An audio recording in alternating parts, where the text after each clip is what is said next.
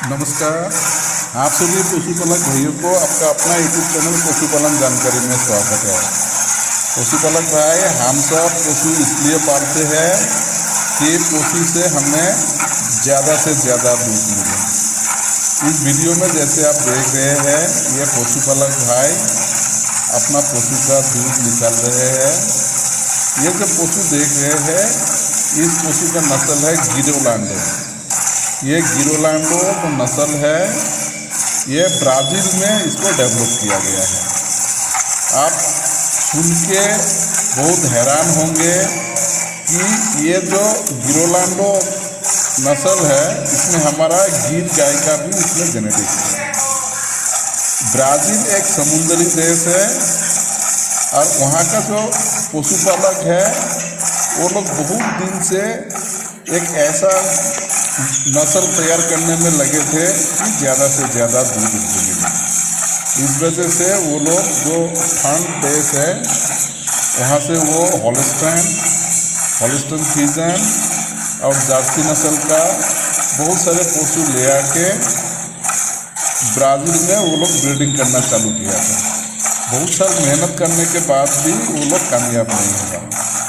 तो आखिरकार एक वहाँ का एक आइकॉन आदमी थे जिसका नाम था साल्सो गार्सिया साहब। ये एक बार हिंदुस्तान में आए थे। उस ज़माने में यहाँ पे किंगडम होता था, मतलब राज परिवार होता था। जो भावनगर एक राजा था जिसका नाम था कृष्णा कुमार भाव सिंह जी। तो इनके साथ उनका मुलाकात हुआ। तो वो लोग बातों बातों में बहुत सारे बातों का चर्चा किया। तो वो कृष्णा महाराज ने उनके पास जो गिर नस्ल था, गिर नस्ल का 2 पशु उनको भेंट किया था। तो उसमें से एक बुल था जिसका नाम रखा था कृष्णा। तो ये साल्सो गार्सिया साहब वो दोनों पशु को ब्राज़ील ले गए और उनका फार्म पे इसी कृष्णा बुल जो गिर बुल है, इसी से वो वहाँ पे उनके पास जो हॉलिस्टन गाय था उनको क्रॉस करना चालू कर दिया। तो ऐसे करके क्रॉस ब्रीडिंग करके, क्योंकि ब्रीडिंग के ऊपर उनको बहुत तजुर्बा था, ब्रीडिंग करके करके आखिरकार वहाँ पे एक नस्ल का डेवलप हुआ। तो आज के डेट में ब्राज़ील में ये जो गिरोलांडो नस्ल का जो पशु है, वहाँ पे उसमें 80% पशु जो है इसी कृष्णा बुल का जेनेटिक्स है। और ब्राज़ील में जो मिल्क प्रोडक्शन है, उसका 90% दूध जो है इसी गिरोलांडो नस्ल से ही पैदा होता है। तो ये गिरोलांडो जो नस्ल है, इसका अगर आप प्यूरिटी देखेंगे तो इसमें हॉलिस्टाइन जो नस्ल है उसका है 62.5% और जो गिर का प्यूरिटी है उसमें है 37.5%। इसको आप ऐसे समझ सकते हैं कि गिरोलांडो नस्ल में 8 हिस्से का 5 हिस्सा जेनेटिक्स ये हॉलिस्टाइन का है और 8 हिस्से का 3 हिस्सा ये गिर का जेनेटिक्स है। तो ये गिर का उन्होंने इसलिए चयन किया था कि ये जो गिर है, ये जितना भी गर्मी है वो सहन करता है और बहुत सारे बीमारी वो सहन करता है। तो इसीलिए इस गिर का क्रॉस करके आखिरकार वहाँ पे ये गिरोलांडो नस्ल जो है ब्राज़ील में डेवलप हुआ है। तो आज की डेट में जो गिनीज वर्ल्ड रिकॉर्ड है, उसमें मारिलिया करके एक गाय है, वो गिरोलांडो नस्ल का ही गाय है। इसने एक दिन में 3 बार इसको मिल्किंग किया था, सुबह, दोपहर और रात को। तो इसने एक दिन में 127 किलो दूध दिया था और ये अभी तक का गिनीज वर्ल्ड रिकॉर्ड है एक दिन में दूध देने का किसी भी गाय में। तो आप भी कोशिश कीजिएगा कि आपको कहीं पर भी अगर ये गिरोलांडो गाय अगर मिलता है किसी भी कीमत में, तो आप उसको अपने फार्म पे रखने का कोशिश कीजिए।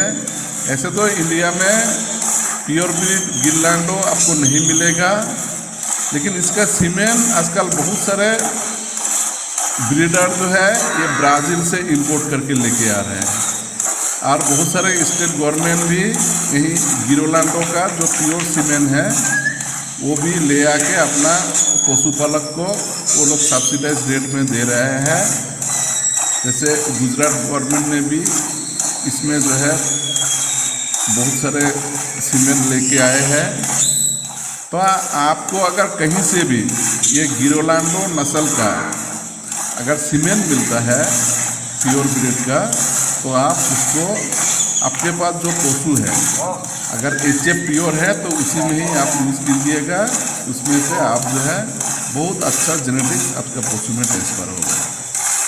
तो हम लोग मेहनत बहुत करते हैं, लेकिन आखिरकार ये जो सा दूध का बिजनेस है, पशुपालन का बिजनेस है, ये घाटे का सौदा हो रहा है, क्योंकि दिन का दिन ये फीड का रेट बढ़ रहा है, ये चारा का रेट बढ़ रहा है। अगर एग्रीकल्चर खेत में अगर हम लोग चारा अगर पैदा करने जाएंगे तो बीज का रेट बढ़ता है, खाद का रेट बढ़ता है, लेकिन उस हिसाब से दूध का रेट नहीं बढ़ता है। ऊपर से आजकल ऐसा बीमारी भी फैलना चालू हो गया, जैसे लंपी डिजीज़ है और बहुत सारे डिजीज़ है, इसका ट्रीटमेंट में भी बहुत महंगा है, और जो मेडिसिन है मेडिसिन का रेट भी उस हिसाब से ज़्यादा डेली का डेली बढ़ रहा है। तो आखिरकार हम पशुपालक को अपना बिजनेस को बचाने के लिए थोड़ा सा डाइवर्सिफिकेशन करना पड़ेगा। हम अगर वही पीढ़ी दर पीढ़ी वाला अगर हम बिजनेस अगर चलाते रहेंगे तो ये घाटे का सौदा होगा और आखिरकार जाके उसको बंद करना पड़ेगा। तो आप जब भी अपना पशु को ब्रीडिंग करते हैं तो अच्छा से अच्छा जो सीमेन है उसका यूज़ कीजिए। अगर आप HF या फिर जर्सी का भी अगर सीमेन यूज़ करेंगे तो सबसे पहले उस बुल को आप देखिए, वो बुल जेनोमिक बुल है क्या। अगर जेनोमिक बुल है तो उसका सीमेन आप यूज़ कीजिए। और अगर कहीं से भी ये गिरोलांडो नस्ल का अगर बीज मिलता है तो आप उस बुल का सीमेन ले आके अपना पशु को इस्तेमाल करें। तो देखिए ये जो पशुपालक भाई साहब है, यह अपना गाय का जो है दूध निकलते जा रहा है और ख़त्म ही नहीं हो रहा है। तो नस्ल अगर आपका अच्छा होगा, अब मेहनत आप पूरा करते हैं तो आपका जो उनका मेहनत का फल ये अगर अच्छा पशु होगा, अच्छा नस्ल का पशु होगा, वो आपको देगा ही देगा। क्योंकि खिलाने पिलाने में हम लोग कभी कंजूसी नहीं करते हैं। हम पशु को बहुत अच्छा चारा दाना खिलाते हैं, उसको जो है बहुत ध्यान रखते हैं कि वही हमारा इनकम सोर्स है। तो अगर हम पशु को अच्छा खिला रहे हैं, अच्छा पिला रहे हैं, अच्छा सेवा कर रहे हैं, लेकिन नस्ल अगर सही नहीं होगा तो हम जो है घाटे का मुँह ही देखेंगे। तो जैसे इस वीडियो में आप देख रहे हैं, ये पशुपालक भाई बहुत आसान तरीके से, बहुत आसानी से वो एक ही गाय का दूध पिछले 10 मिनट से निकल रहे हैं, फिर भी दूध खत्म नहीं हुआ है। जैसे मैंने आपको बताया, ये गिरलांडो नस्ल का गाय ये 127 किलो दूध देता है एक दिन में, वो एक गिनीज वर्ल्ड रिकॉर्ड है। तो आप भी अगर ये गिरलांडो नस्ल का अगर पशु अगर पालेंगे तो आपको भी अच्छा दूध मिलेगा। तो ये देखिए इस वीडियो में ये पशुपालक भाई ये दूध निकाल रहे हैं और उनका बल्टी बढ़ता ही जा रहा है। तो पशुपालक भाई को हम इसी चीज़ का ही जानकारी देते हैं कि आप जब भी कोई चीज़ देखेंगे तो उससे जो आपका अच्छा चीज़ है वो आप जो है अपने दिमाग में रखें। तो ये जो पशुपालन बिजनेस है, इसके लिए सबसे पहले आपको जो ब्रीड है, जो नस्ल है, नस्ल का चयन आपका सही करना पड़ेगा। उसके बाद उसका जो सा मैनेजमेंट है, मैनेजमेंट में टाइम पे आपको वैक्सीन लगाना पड़ेगा, टाइम पे उसको ट्रीटमेंट करना पड़ेगा, डिवर्मिंग करना पड़ेगा। और उसका जो फीडिंग है, फीडिंग भी आपका जो उसका बॉडी वेट है या फिर उसका जो सा दूध है उसके ऊपर जो रिकमेंडेड उसका दाना है, चारा है, साइलेज है, हरा घास है, वो सब खिलाना पड़ेगा। और जो मैनेजमेंटल एस्पेक्ट है, जैसे जो सा फार्म पे उसको रखते हैं या बारे में उसको रखते हैं, उसको डेली का डेली साफ़ सुथरा रखिए, क्योंकि जितना साफ़ सुथरा रखेंगे उतना पशु को बीमार कम होगा। और अगर आपका फार्म पे अगर ये मक्खी या तो मच्छर या तो टिक्स अगर नहीं होगा तो आपका पशु जो खा रहा है, जो पी रहा है, वो सब आपका मिल्क के थ्रू आपको वो देगा ही देगा। तो ये वीडियो आप देखिए। धन्यवाद।